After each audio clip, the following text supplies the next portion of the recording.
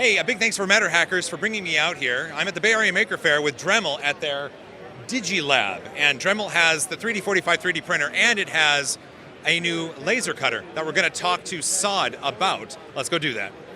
Inside the Dremel booth, we've got Saad, and he's going to tell us about not just the laser, but the 3D45 3D printer. Hey, Saad. Hi, how's it going, Joel? It's going great, and I like seeing this. It's a very familiar design. It's familiar to the Muse, but Dremel has made some changes. Can you talk about that? Yeah, absolutely. So this is our Dremel Digilab Laser Cutter. Actually very excited to launch. This is our launch event here at Maker Faire. Handful of things that we actually focused on and made different. One being a lot of focus on the features and the reliability of the machine. So what you can see right now, it's cutting through a cut map, feature map right now. And it's looking great, by the way. Thank you.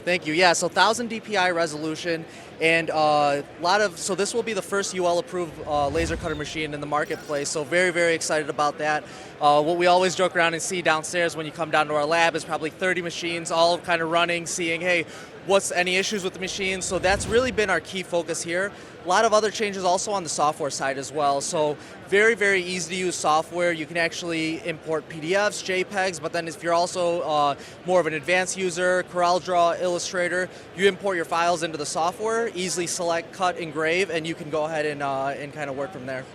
Let's go over the basics though, because as a laser cutter, let's see if I can get this right? We'll see. 45 watt laser tube? 40 watt laser tube. 40 watt laser tube. It'll do 12 inches by 20 inches. Exactly, yep. And it'll cut wood and acrylics and all of that.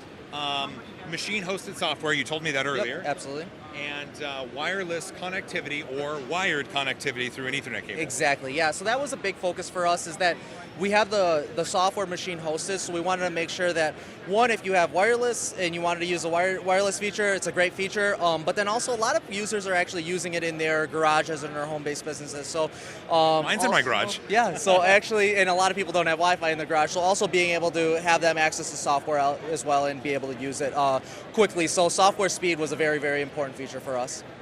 That's great to hear, and I like the ability of being able to connect hardline to anything, because while wireless is great, just hardlining machines, especially in an educational environment, I think is something that you have to do. Yeah, absolutely. And the other big feature for us is actually also our material library. So one, we actually have preset features, and so if you drop down, for example, in select leather, what we did is we tested all sorts of different leather to see, hey, what is the most optimized cut speed and also engraved depth that you actually want to work with. And so we have recommended settings, but then at the same time you can also modify those settings if you're using a separately different material, but then you can also add your own materials as well. So having a little more of a, I like to kind of joke around, call it like more of an open source material library, where if you're using your own materials and being able to actually do your projects over again, the machine will remember those settings.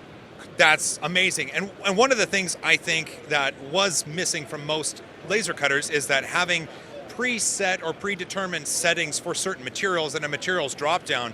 I think that's wonderful, and especially for like a makerspace or an educational environment, something where a student or someone who doesn't know much about it can actually use it because of the user interface. Yeah, absolutely. I think for us, we wanted to make sure that it was flexible, but we also wanted to give some sort of recommendation, because that was the biggest thing. Anytime we wanted to engrave someone's picture on a piece of wood, we would go back and we would say, oh, it's too dark, let's rerun it. Oh, it's too light, let's actually rerun it now. Now we have kind of recommended settings, but then you can also import your settings and the machine will remember it, which is nice and it's convenient.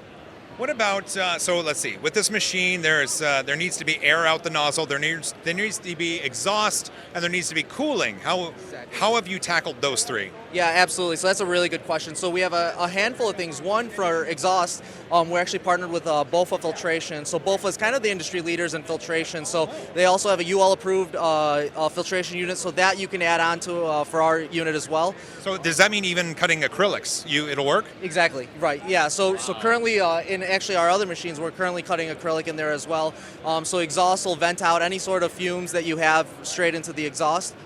If you have a window or something, you can also put the tube out of the window. That's another option that you have for. That's what I'm doing right now. Yeah. And then for the actual, we have what we call actually a hex box, which is a heat exchange box. That's for running the cooling through the laser tube to keep it cool. So what you have there is actually our focus there was continuous runtime. So right now what you'll see is probably all 12 machines in our booth right now are running, and it's like, why is there no downtime? It's because the cooling is actually running through the laser tubes, keeping the tube cool, and so it's been a big focus for us. Third being air assist, which is actually combined inside the hex box as well. So you have the air assist as well. All three of those features, big focus for us is actually safety. So all of them have sensors. So what we did actually before we ran this job is we actually checked off, is the material placed correctly? Are all the settings correct? And am I going to stand by the laser when the job's running? Okay, we're good to go. And what the sensors are doing is actually checking, is the cooling actually running through the tube? Is the filtration fan on? Any sort of issues that you have, the machine will let you know that, hey, you actually have to turn on the filtration unit, or the cooling isn't running properly, you have the hose that's disconnected. All of those things will be captured. Is it an autofocus laser, or do you still have to set the height? So you do have to set the height for it. We have it's a small spacer puck that you put on top of your material, and basically what that does is it measures your exact depth from the laser down to the material. Okay.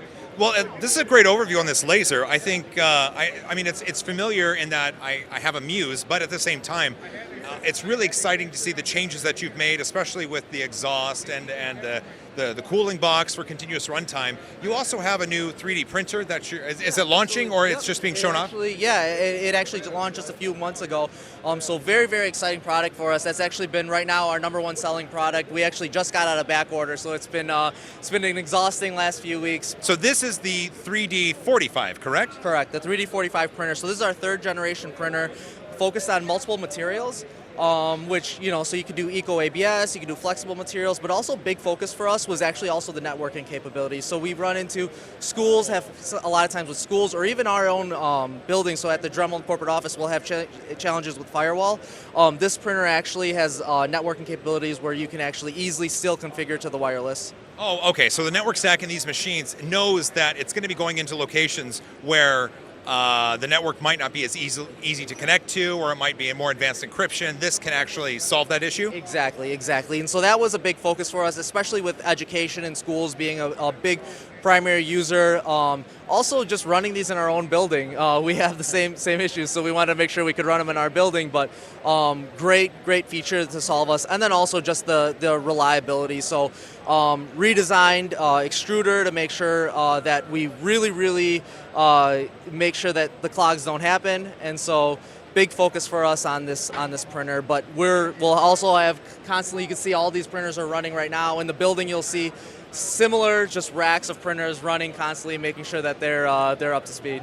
So for this machine, let's talk about the specs a little bit. It's not a heated build plate. It's a dual. It's a heated build plate. Absolutely, yeah. So for this one, it is a heated build plate, single extruder. But what we do is we actually can do what we call eco ABS, so more durable materials, better for prototyping. That's something we heard from users is that PLA is great, but once you start printing gears, once you start wanting more usable parts, you actually had to have more rigid material. So that's been a big focus for us moving forward.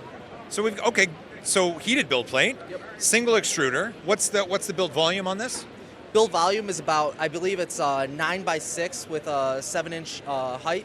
Okay, and it looks like, being that this is made for maker spaces, educational facilities, I see a filter in the back. Does it have active filtration?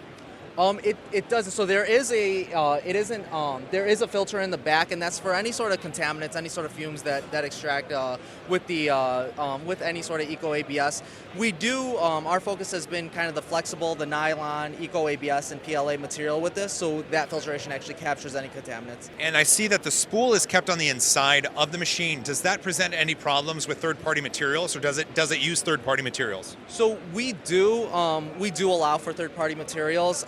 So you have a couple options there. One, you can feed through the top of the materials, but a lot of the filament spool sizes will work in here directly. Sometimes you have the larger filament sizes that we actually are working currently on an add-on side piece that you can have more of the 1 kilogram spools as well. Oh, great. Okay. Wow. So this is the 3D45. And it's available right now? Available now. Yep, absolutely. And the laser is it have a specific name, or is it just the Dremel laser? Dremel Digilab Laser Cutter. Yeah. The Dremel Digilab Laser Yeah. Cutter. And that's available right now as well? No, that was pre-orders just went on today, and it'll be available towards the end of the summer. That's great. Hey, Saad, thank you so much for letting me visit you here at Maker Faire. I mean, best of luck and have a good Maker Faire. Great. Absolutely. You too. Thank you so much. We're all done here at the Dremel Digilab. I think Dremel's doing a really good job. They're hyper-focused at where their products need to be. I think for what its target is, makerspaces and educational facilities, being able to take a printer out of a box, put it on a counter, and then have the students print with it, I think has a lot of value. Plus, US-based support for teachers and educators is also high value. A big thanks for Dremel for letting me be out here. Big thanks for watching, and if you made it this far, you're awesome. Don't forget, I love you guys. As always, high five.